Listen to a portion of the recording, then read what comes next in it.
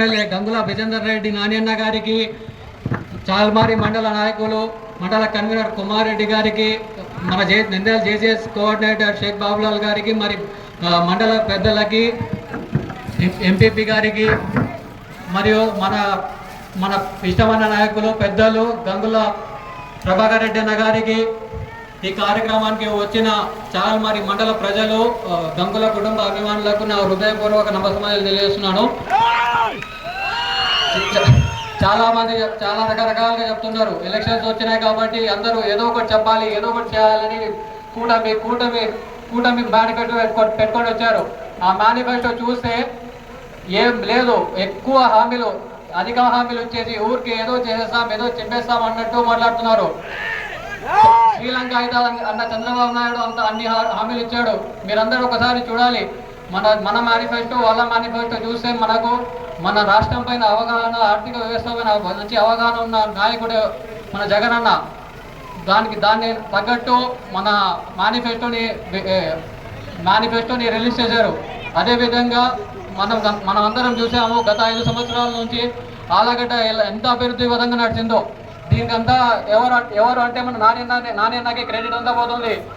మనమంతా చూసాము, కరోనాతో 2 years పోయింది. కరోనా టైంలో కూడా నానియన్న అందరికీ అందుబాటులో ఉంటూ with in states, Hyderabad, Bengaluru లాంటి వేరే రాష్ట్రాల్లో కూడా తన ఫ్రెండ్స్ను వాళ్ళందరినీ ఇన్ఫ్లుయెన్స్ చేసి ఆక్సిజన్ సిలిండర్ లేవు, బెడ్స్ లేకుంటే వెంటనే స్పందిస్తూ చాలా మంది గ్రామ ప్రజలు, మరి ఆలగడ్డ ప్రజలకి అంతా అందుబాటులో ఉంటూ ఆక్సిజన్ సిలిండర్స్ అయితే బెడ్స్ ఏవైతే అన్నీ అరేంజ్ చేస్తూ ఉన్నారు. ఇవన్నీ ఎందుకు చేస్తున్నారు?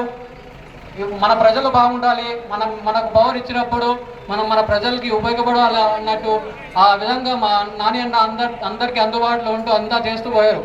2 years కరోనా పోయిన తర్వాత నెక్స్ట్ సంవత్సరం నుంచి అభివృద్ధి చెప్పాలంటే చాల్మారి టు మహదేవపురం రోడ్ చూసారా? ఇప్పుడు రోడ్ చూడండి ఒకసారి ఎంత బాగుందో.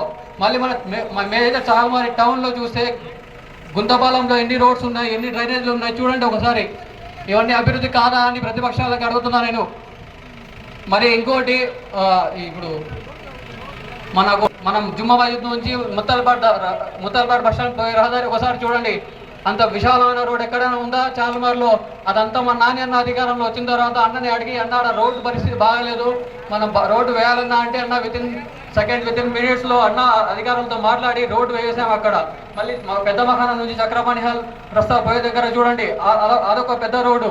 ఇక్కడంతా మనం అభివృద్ధి, సంక్షేమం పైన దృష్టి సాధించి మన ప్రజలకి ఇంకా మెరుగైన సేవలు చేయాలనే విధంగా మా నానియన్న ముందరికి వెళ్తున్నారు. మా నానియన్నని మీరంతా ఇంకా ఆశీర్వదించాలి.